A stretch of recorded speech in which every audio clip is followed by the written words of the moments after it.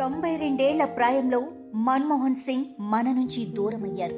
కానీ ప్రధానమంత్రి, ఆర్థిక మంత్రిగా చేపట్టిన కార్యక్రమాలను ఎవ్వరూ మర్చిపోలేరు. 1932 సెప్టెంబర్ 26న మన్మోహన్ జన్మించారు. ఆయన ఆర్థికవేత్తగా, రిజర్వ్ బ్యాంక్ ఆఫ్ ఇండియా గవర్నర్గా 1982 నుంచి 1985 వరకు విశేష సేవలందించారు. దేశ 13వ ప్రధానిగా పనిచేశారు. 2004 నుంచి 2014 వరకు ఆయన ప్రధాని పదవిలో ఉన్నారు. జవహర్లాల్ నెహ్రూ, ఇందిరాగాంధీ తర్వాత సుదీర్ఘకాలం ప్రధానిగా పనిచేసిన ఖ్యాతి మన్మోహన్ సింగ్దే. Manmohan Singh university grant commission chairman గా ఉన్న సమయంలో నెదర్లాండ్ లో ఓ కాన్ఫరెన్స్ కు వెళ్లి రిటర్న్ వచ్చేశారు. ఇక్కడ 1991లో ప్రధానిగా పివి నరసింహారావు పదవి బాధ్యతలు తీసుకోగానే మన్మోహన్ సింగ్ సేవలు అవసరమయ్యాయి. 1991లో పివి మంత్రివర్గంలో ఆర్థిక మంత్రిగా ఆర్థిక సంస్కరణలు దేశానికి రుచి చూపించి కుప్పకూలే పరిస్థితిలో ఉన్న భారత ఆర్థిక వ్యవస్థను నిలబెట్టారు.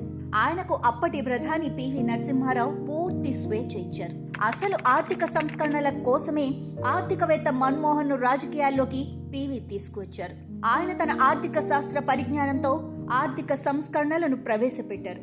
బంగారం తాకట్టు పెట్టే స్థాయి నుంచి ఆర్థిక వ్యవస్థను సుస్థిరం చేశారు. అలా రాజకీయాల్లోకి వచ్చిన మన్మోహన్ సింగ్ రాజ్యసభ సభ్యుడిగా ఎన్నికయ్యారు. 2004 ఎన్నికల్లో కాంగ్రెస్ విజయం సాధించడంతో మన్మోహన్ సింగ్ ను ప్రధాని పదవి వరించింది. రాజ్యసభ సభ్యుడిగానే 10 ఏళ్లు ప్రధానిగా ఆ పదవిలో ఉన్నారు. బెస్ట్ పార్లమెంటేరియన్ గా ప్రశంసలు పొందారు. 1932లో అప్పటి పాకిస్తాన్ లోని పంజాబ్ లో జన్మించిన మన్మోహన్ 1958లో కేంబ్రిడ్జ్ యూనివర్సిటీలో ఆర్థిక శాస్త్రం చదివి 1962లో ఆక్స్ఫర్డ్ యూనివర్సిటీలో డాక్టరేట్ పొందారు. 1978-80ల మధ్య రిజర్వ్ బ్యాంక్ డైరెక్టర్ గా, 1982-85లో రిజర్వ్ బ్యాంక్ గవర్నర్ గా పనిచేశారు. ఆసియా అభివృద్ధి బ్యాంక్ గవర్నర్ గా కూడా పనిచేశారు. ఆయన 5 పర్యాయాలు అసోం నుంచి, ఆ తర్వాత రాజస్థాన్ నుంచి రాజ్యసభకు ఎన్నికయ్యారు. ఒక్కసారి కూడా లోక్సభకు ఎన్నిక కాకపోవటం గమనార్హం. ఆయన ఈ 33 ఏళ్ల రాజకీయ జీవితంలో అనేక గౌరవ పదవులు నిర్వహించారు. ఈనాటికి భారత ఆర్థిక వ్యవస్థ చెదరకపోవటానికి ఆనాటి ఆయన ఉక్కు సంకల్పమే కారణము అనటంలో ఎటువంటి అనుమానం లేదు. ఇలాంటి రాజకీయ ఆర్థికవేత్త భారత్ కు లభించటం, ఆయన్ను వెలికి తీసిన పివి లాంటి మేధావి ఉండటం భారతీయుల అదృష్టంగా భావించాలి. ఆయన ఆనాడు నాటిన విత్తే నేటికి భారత్ ఆర్థిక వ్యవస్థ బలంగా ఉండటానికి కారణమని చెప్పటానికి ఇసుమంతైన సందేహం అవసరం లేదు. ఆయన ఇటీవలే రాజ్యసభ సభ్యత్వం నుంచి పదవీ విరమణ చేసి విశ్రాంతి తీసుకుంటున్నారు.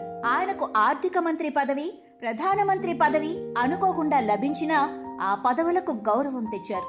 ప్రధాని పదవికి తన విదేశీయత కారణంగా సోనియా గాంధీ అనర్హురాలంటూ ప్రతిపక్షాల నుంచి వచ్చిన విమర్శలతో ఆమె ఆ పదవికి మన్మోహన్ సింగ్ ను ఎంపిక చేశారు. యూపీఏ చైర్మన్ గా ఉన్న సోనియా గాంధీని కలిసి ప్రధానిగా మన్మోహన్ సింగ్ నిర్ణయాలను తీసుకునేవారు. మన్మోహన్ ప్రధానిగా ఉన్న సమయంలోనే ఉపాధి హామీ పథకం ప్రవేశపెట్టి ప్రజల మన్ననలు పొందారు.